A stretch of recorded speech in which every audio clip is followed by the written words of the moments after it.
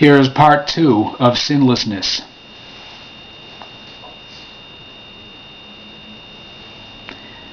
As the two grabbed fig leaves off the nearby fig tree, the Lord said, "How dare you eat of the apple?"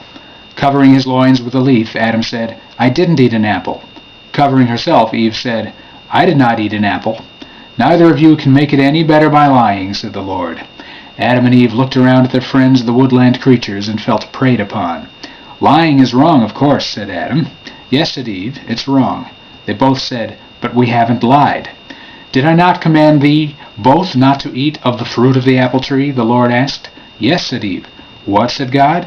"No," said Adam. "I mean yes, you didn't not command us." "Yes," said Eve, covering her breasts with her forearm. "I mean, no, you didn't not command." "Okay," said God, instantly materializing in front of Adam and Eve. "Stop looking up. I'm right here in front of you." Adam and Eve looked at God. God paced 3 feet to the right, retraced his steps, kept going on another 3 feet, retraced those 3 feet worth of steps, turned to face Adam and Eve and said, "I speak in metaphors." "We know that," said Adam. "We know that," said Eve. "And yet you took what I said literally." "When?" said Eve. "When I said not to heed the serpent." "What about when you said not to eat of the fruit of the—" said Adam. "Yes," God said, "you literally thought I meant you couldn't eat apples." "Well, wasn't that good?" said Adam. "Yes and no," said the Lord. Adam saw a bit of Eve's left nipple and had to hold his fig leaf with both hands. God went on, "Ladies and gentlemen of the jury." "What?" said the couple. "Metaphor, pretend you're on trial." "Aren't we on trial?" said Eve. "You've been tried, judged, and found guilty," said God. "So we're on trial," said Adam. "Trial's over. Your punishment began the moment you dug up the tree." "But that was the happiest moment of our lives," said Adam. "No, it wasn't," said Eve. "The happiest moment of our lives was when I ripped the snake in two." "Adam," said God, "were you not the first to stick the shovel under the apple tree, Eve merely following suit?" "Yes, Lord." "And you thought you both thought it up at the same time?" "Yes," said Adam. "Well, you didn't. You were happier about it than she was, because it was your idea. Now, Eve, when Adam had the snake by the neck—" "Snakes have necks?" "The part under his head." "Okay, Lord." "When he had his hand gripping the little viper's windpipe." "Are you going to question windpipe?" "No." "Okay, you thought he wanted you to kill the snake." "Yes." "Well, he didn't. He just wanted you to slap the snake's face." "But when I ripped his face open, it was the happiest moment of our lives." "Afraid not, Toots. It was the happiest moment of your life. Adam was a little nauseated, but he put a brave face on it." "You're lying," said Adam and Eve. "No," said God. "Adam thinks I'm lying about what Eve thought, and Eve thinks I'm lying about what Adam thought. But Adam knows I'm telling you exactly what he thought, and Eve knows I'm telling you exactly what she thought. Answer me. On the night of the day you dug the tree up and shipped it into God knows where, I being that God who does indeed know where, did you not, on that night, which was the night before you killed the serpent, did you not have sexual intercourse?" "No," said Adam and Eve. "Why do you lie?" "We're not lying." "Yes, you are." "No." "Yes." "What's wrong with sexual intercourse?" said Adam, puffing his chest. "Yes," said Eve, her chin sticking out. "What's wrong with it?" God smiled. "Yes," Adam exclaimed. "I had relations with her." "Yes," said Eve. "I had relations with him." "So?" asked God. Adam and Eve looked at each other, then at their feet, and then at God. "And yet neither of you says that was the happiest moment of your lives. Interesting." "Why shouldn't it have been the happiest moment of our lives?" said Eve. "Yes," said Adam. "Why shouldn't it have been?" "I should ask you two that." "Now," said God. "That was the first time you two did that." "And the only time," said Adam. "So far," said God. "You could have done it any time before." "So we were obedient before having intercourse, but not afterward," said Eve. "What interests me is that you didn't have sexual union before uprooting and disposing of the apple tree." "Don't dispose of the apple tree with anyone else but me," sang Adam sarcastically. "Bet you didn't know that song until you tried to get rid of temptation," said the Lord. "Did you?" "I can't remember," said Adam. "I can assure you, mortal, that you didn't.